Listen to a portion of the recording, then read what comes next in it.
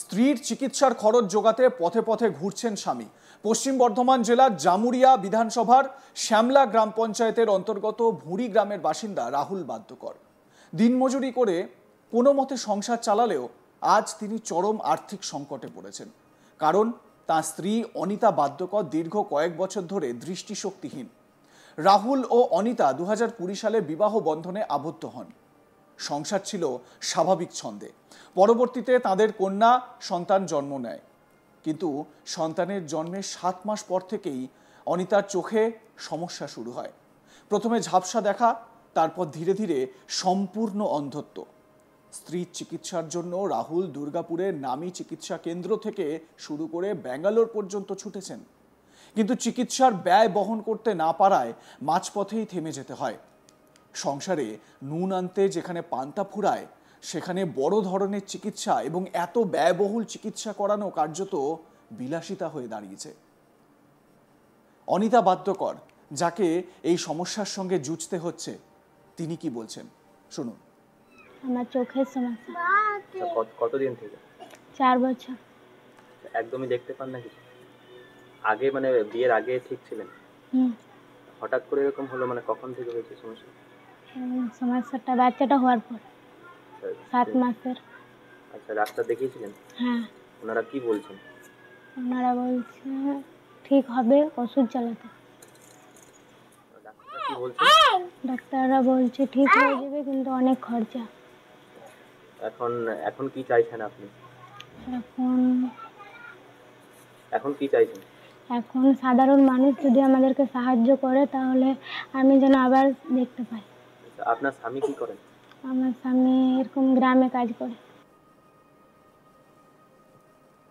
অনিতার স্বামী রাহুল বাদ্যকর বড়ই অসহায় পরিস্থিতির মধ্যে পড়েছেন। তিনি কি বলছেন রাহুল, শুনুন তার বক্তব্যটাও। ঘটনা হয়েছিল 2020 যখন চলে, তখন একদিন হঠাৎ বিকেলে বলছে মাথা ঘুরছে না। তো বইয়ের মাথা ঘুরছে, তো আমি শিগগিরই নিয়ে গেলাম আমার শ্বশুর বাড়ি কাজরা।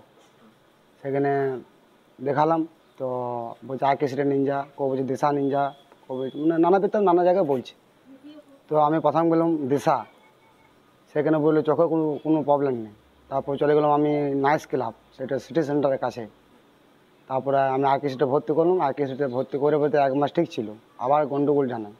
তারপর গেলাম আমি মোরাড্ডি হাসপাতাল গেলাম, তখন বলছে এই নার্ভের প্রবলেম, তুমি ভালো জায়গায় ডাক্তার দেখাও।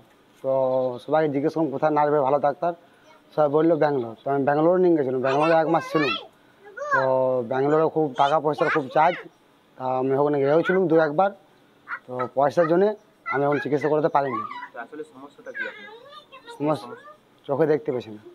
মানে ওই বিয়ের পর থেকে? হ্যাঁ, বিয়ের পর থেকে, মানে বাচ্চা হওয়ার পর। কত সালে বিয়ে হয়? আমার হচ্ছে 2020-তে বিয়ে হয়েছে। আচ্ছা, তারপরে যখন সন্তান প্রসব হয় তারপর থেকে দেখতে পাই না, সন্তান হওয়ার 6 মাস বাদ। আচ্ছা, তো এখন মানে চারিদিকে চিকিৎসা করানোর পর এখন কি চাইছেন আপনি? আমি চাইছি যে মানুষের কাছে গেছি, মানুষ যদি হেল্প করে খুব ভালো হয় আমার, তার বইয়ের চোখ আবার আমি ফিরে পাবো। আচ্ছা, এখন কি পুরোপুরি দেখতে পাই না? না, পুরোপুরি একদম দেখতে পাই না। তাহলে আপনার বইয়ের এখন মানে সেবা শুশ্রূষা কে করে? আমার মা আছে, বয়স্ক মা আছে, তো এখন করে। খুব অসুবিধা হয়, অসুবিধাটাকে করলি জিজ্ঞেস করলি তো হচ্ছে আমাদেরকে। আচ্ছা, এখন আপনি কি করেন? আমি গ্রামে খাটিয়ে দিছি, যা কাজ পাই তাই করি। মানে আর পরিবারে আর্থিক দিক থেকে একদম সেরকম নেই? না, একদম নেই। এখন মানে কি চাইছেন জনগণের কাছে পরিষেবা? আমি চাইছি যাতে মানুষজন যদি খুব হেল্প করে খুব ভালো হয়, আমার বইয়ের চোখ তাহলে আবার ফিরে পেতে পারি। ঘটনা হয়েছিল 2020 যখন চলে, তখন। বর্তমানে আর কোনো উপায় না দেখে রাহুল গ্রামে শহরে পথে পথে ঘুরে স্থানীয় দোকানদার থেকে শুরু করে প্রতিবেশীদের কাছেও আর্থিক সহযোগিতা চাইছেন। তার আশা কেউ যদি সাহায্যের হাত বাড়িয়ে দেন, অথবা যদি কোনো সহৃদয় মানুষ চক্ষুদান করেন, তবে অনিতা হয়তো আবার দৃষ্টিশক্তি ফিরে পাবেন। কাজী ফয়জল স্থানীয় বাসিন্দা, তিনি কি বলছেন শোনাবো তার বক্তব্য। সমস্যা বলতে রাহুল বাদ্যকর আমাদের গ্রামেরই ছেলে, আমরা চিনি এবং জানি। এর স্ত্রী বিবাহের পরে এর স্ত্রীর একটা সন্তান হওয়ার পর মানে ব্লাইন্ডনেস চলে আসে, মানে চোখে অন্ধত্ব চলে আসে। সেই অন্ধত্বের ফলে বহু জায়গায় বিভিন্ন হসপিটালে, চোখের হসপিটালে দেখিয়েছে, কিন্তু কোনো সুরাহা হয়নি। তাই বাইরে কোথাও নিয়ে যাওয়ার জন্য, বড় জায়গায় বড় সেটআপে নিয়ে যাওয়ার জন্য আমাদের গ্রামে গঞ্জে রাস্তাঘাটে সবারই কাছে আদায় করছে। আমরাও যে যতটা পাচ্ছি দিচ্ছি, এবং দেওয়া তো দরকার। হ্যাঁ, যেহেতু কম বয়সে একটা মেয়ে এরকম ব্লাইন্ডনেস চলে এসছে, অন্ধত্ব চলে এসছে, সে যেন মানে পুনরায় দৃষ্টিশক্তি ফিরে পায়, তার জন্য আমরাও যথেষ্ট সাহায্য করব তাকে, এবং সকলকেই বলবো যে একে যেন সাহায্য করা হয়। আপনার নাম? আমার নাম কাজী ফজল। আপনি স্থানীয় বাসিন্দা? আমি স্থানীয় বাসিন্দা ভুড়ি গ্রামে। সমস্যা বলতে রাহুল বাদ্যকর আমাদের গ্রামেরই ছেলে, আমরা চিনি এবং জানি। এর স্ত্রী বিবাহের পরে এর স্ত্রীর একটা সন্তান হওয়ার পর মানে ব্লাইন্ডনেস চলে আসে, মানে চোখে অন্ধত্ব চলে আসে। অসহায় এই দম্পতির একমাত্র ভরসা সমাজের মানুষ। রাহুল আজ কেবলই প্রার্থনা করছেন যেন স্ত্রী আবার পৃথিবীর আলো দেখতে পান।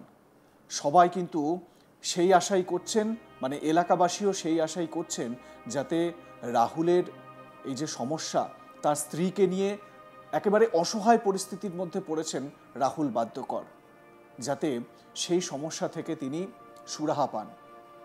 সম্পূর্ণ অন্ধত্ব চলে এসেছে তার স্ত্রী অনিতা বাদ্যকরের।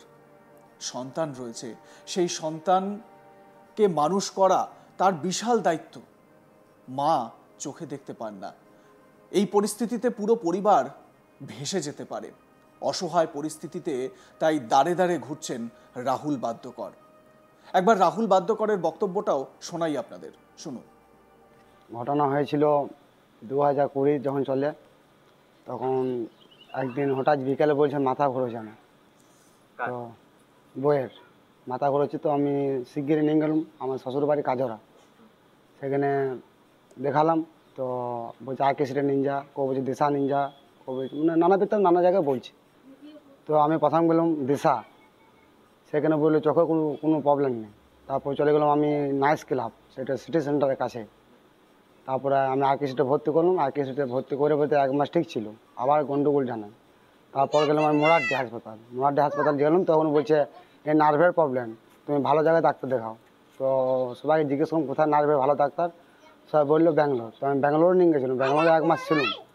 তো ব্যাঙ্গালোরে খুব টাকা পয়সার খুব চার্জ, তা আমি ওখানে গিয়েছিলাম 2-1 বার। তো পয়সার জন্যে আমি এখন চিকিৎসা করতে পারিনি। আসলে সমস্যাটা কি আপনার? সমস্যা চোখে দেখতে পেয়েছি না, মানে ওই বিয়ের পর থেকে? বিয়ের পর থেকে, মানে বাচ্চা হওয়ার পর। কত সালে বিয়ে হয়? আমার হচ্ছে 2020-তে বিয়ে হয়েছে। আচ্ছা, তারপরে? আপনাদের মতামত জানাতে ভুলবেন না। দেখতে থাকুন আজ তাক বাংলা। সাবস্ক্রাইব করুন আমাদের ইউটিউব চ্যানেলটি, বেল আইকন প্রেস করুন নোটিফিকেশন পেতে।